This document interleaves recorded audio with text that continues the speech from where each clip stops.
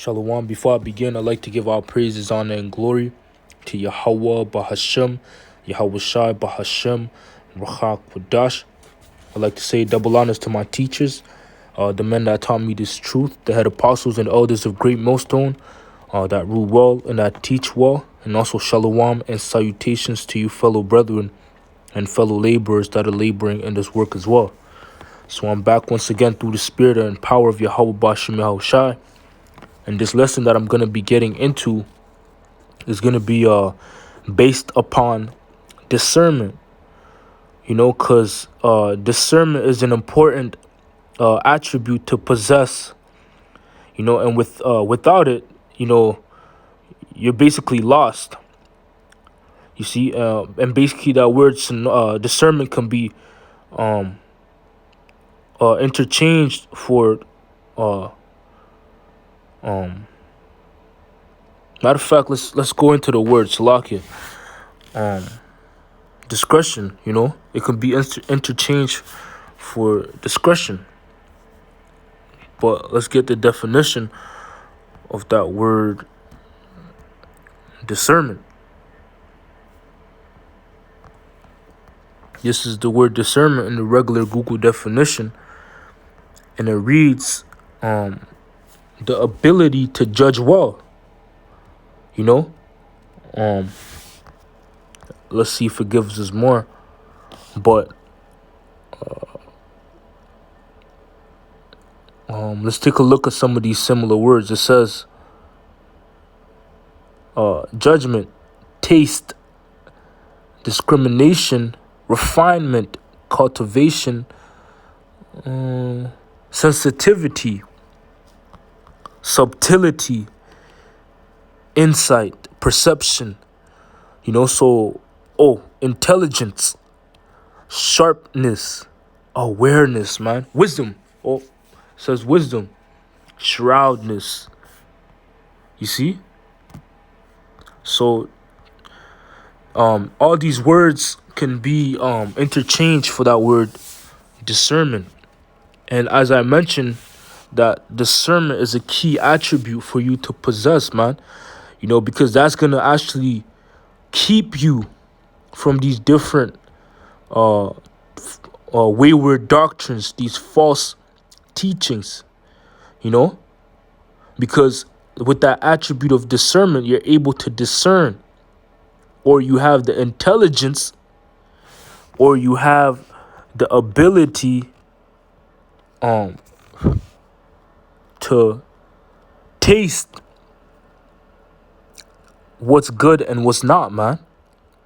You see? But without it, you can just be captured and taken and snared by these different doctrines into into a well that's deep and dark, man. You see, into a strange cistern, and I'm gonna get an instance of that, of where or what happens when you get caught up in these false doctrines without this attribute of discernment, man. But we understand that the elect, they possess this attribute, because no matter what they did or what they were doing in the world, some way, somehow, which is the spirit of the Lord, they were led to the truth regardless, no matter what practice, or no matter what they were a part of prior to being in this truth. You see, but as soon as this truth was presented to the elect, whomever they are out there, it lit a fire in them, so to speak, and they dropped everything, basically fulfilling the prophecy Yahweh Shai spoke of. How Yahweh Shai made the statement that if you, matter of fact, let me grab it. This is John. Matter of fact,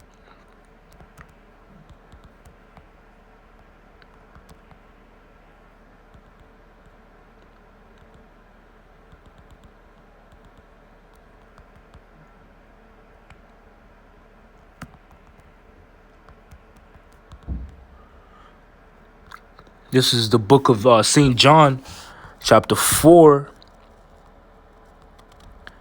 And I'm going to begin at verse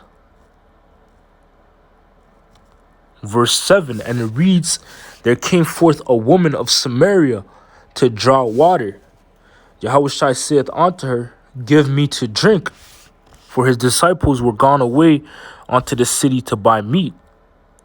Then said the woman of Samaria unto him, how is it that thou, being a Jew, askest drink of me, which am a woman of Samaria? For the Jews have no dealings with the Samaritans. Yahushua answered and said unto her, if thou knowest the gift of the Most High, and who it is that saith to thee, give me to drink, thou wouldest have asked him, and he would have given thee living water. The woman saith unto him, sir, thou hast nothing to draw with, and the well is deep. From whence then hast thou that living water? You see, so Yahushua basically told her, if you would have gave me the water I asked and not basically rebutted, I would have given you living water. And what was the Lord talking about, man? You know, the Lord was talking over her head. You know, he wasn't talking about physical water. He was talking about knowledge, man, which knowledge is synonymous to water. You know? Verse 12, and it says, art thou greater than our father Jacob, which gave us the well, and drank thereof himself, and his children, and his cattle? Yahushua answered and said unto her, whosoever drinketh of this water shall thirst again. But whosoever drinketh of the water that I shall give him shall never thirst. You see? And that basically proved my statement, man. You know, the elect, they were thirsty prior to having this truth. You know? They were thirsty. You know, and every other water they tried to drink still did not satisfy their thirst. But as soon as this water, which is the waters of Yahushua, was presented unto them, and they drank of it, and they never thirst, man. You see? Meaning nothing, no other teaching, no other doctrine, no other philosophy would pique your interest. But this teaching or this water, man. You see? So let's read verse 14 again. St. John chapter 4 and verse 14. It says, but whosoever drinketh of the water that I shall give him shall never thirst. But the water that I shall give him shall be in him a well of water springing up into everlasting life. You see? So that proves my statement. Let's continue on with this lesson. You know, let's jump into the book of Proverbs chapter 1 and verse 1. Because coming into this truth, you're being groomed and built up. You see, there's a process that you go through, you know, and that process is basically shedding off all these other doctrines. You see? And it takes time. It's a process. So this is Proverbs chapter 1 and verse 1, and it reads, the proverb of Solomon, the son of David, king of Israel, to know wisdom and instruction, to perceive the words of understanding, to receive the instruction of wisdom, justice, and judgment, and equity, to give subtlety to the simple, and to young man knowledge and discretion or discernment.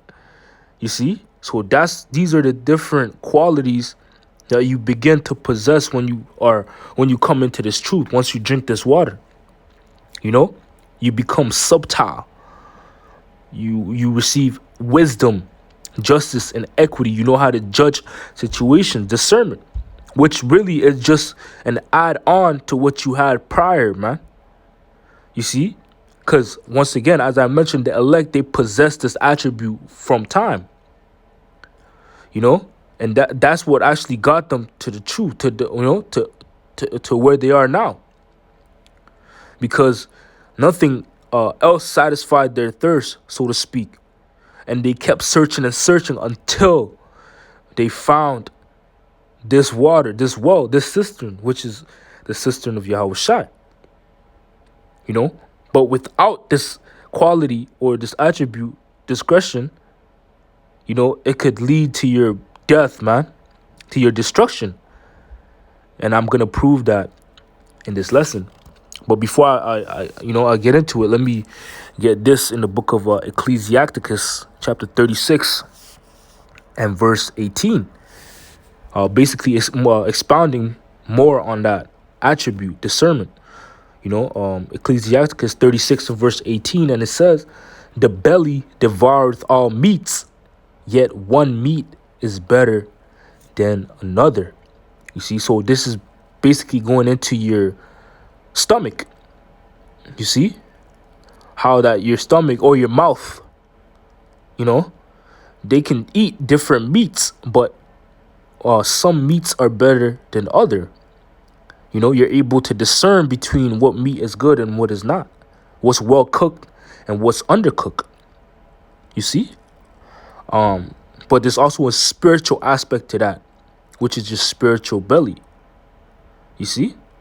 Verse 19, it says, "As the palate tasteth diverse kinds of venison, so doeth a heart of understanding false speeches."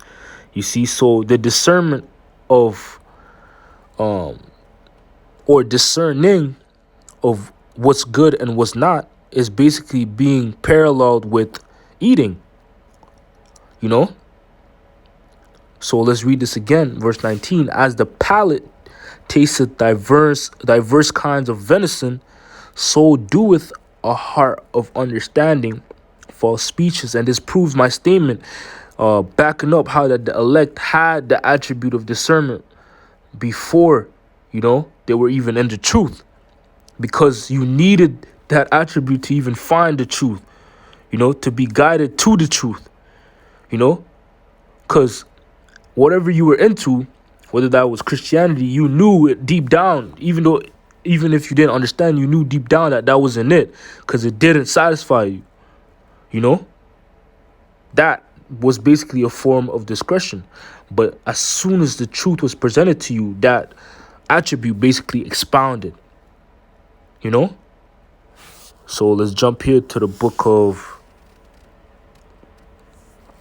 Proverbs, jumping into it, how that basically proving without this attribute, it could lead to your destruction, man. You see? And you can see the subheading, it says, "The wiles of the harlot." Once again, wisdom is synonymous to a woman, as well as a false teachings, are synonymous to a harlot. This is the book of Proverbs, chapter 7 and verse 1, and it reads, "My son, keep my words and lay out my commandments with thee. Keep my commandments and live, and my law as the apple of thine eye. Bind them upon thy fringes, write them upon the table of thine heart. Say unto wisdom, thou art my sister, and call understanding thy king's woman, that they may keep thee from the strange woman, from the stranger which flattereth with her words." You see, so the way you escape these different doctrines is basically coming into the refuge of Yahweh Bashim Al-Shai, which is this truth. Being fully engrafted in this truth, man. Being fully drenched with the water. That's never going to make you thirst.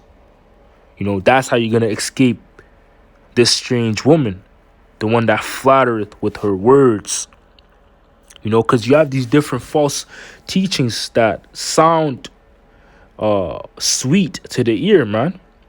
You know, but you know they can lead to your destruction, as I'm gonna get into. Verse 6: For out of the window of my house I look through my casement, and beheld among the simple ones, I discern among the youths a young man void of understanding. You see, so this young man did not have this discernment of Salaki, this attribute of discernment, because he was simple. And what does it mean to be simple, man? It means to be open-minded. You're open to whatever idea is presented to you. But that's not the case with an elect member, man. An elect member will be fixated and fully persuaded on on one goal. So let's read this again. And beheld among the simple ones, I discern among the youths a young man void of understanding, passing through the street near her corner, and he went the way to her house. In the twilight, in the evening, in the black and dark night. And behold, there met him a woman with the attire of a harlot and subtile of heart. She is loud and stubborn. Her feet abide not in her house. Now is she without, now in the streets, and lieth in wait at every corner, man. You see? And that's the case with these false doctrines. You see them at every corner. Oh, the Christian church. There's a church on every corner, man. But this is really being speaking about different doctrines, different teachings, like modern day Christianity, Islam, Buddhism, so on and so forth. These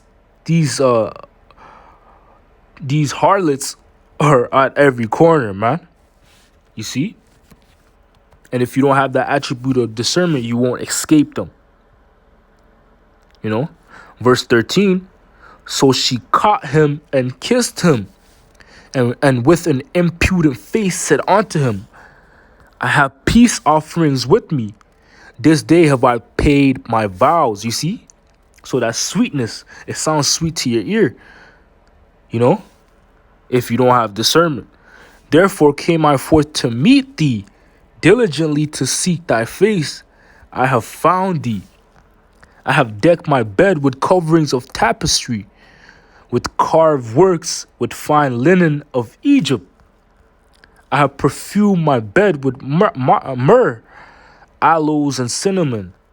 Come, let us take our fill of love until the morning. Let us solace ourselves with loves. For the good man is not home. He is gone a long journey. And this good man will be our Lord Yahushua. He had taken a bag of money with him. He will come home at the day appointed. With her much fair speech, she caused him to yield. With the flattering of her lips, she forced him. He goeth after her straightway, as an ox goeth to the slaughter, or as a fool to the correction of the stocks. You see? So you basically giving heed to these doctrines, or not having that discernment of that attribute of discernment, is gonna lead to your destruction, as an ox that goes to the slaughter, not knowing where you're headed, man, or as a fool to the correction of the stocks. Verse 23, till a dart strike through his liver, as a bird hasteneth to the snare, and knoweth not that it is for his life. Hearken unto me now, therefore, O ye children, and attend to the words of my mouth. Let thine heart decline, Salakia, let not thine heart decline to her ways. Go not astray in her paths. You see? So giving heed to these different doctrines or philosophies could lead to your destruction. But the elect, we understand and proved that they won't be swayed by this, because this attribute of discernment is within them, man. You see? So with that, I'm going to give all praises, honor, and glory to Yahweh Ba'ashim Yahushua Ba'ashim Hakudash. Until next time, Shalom.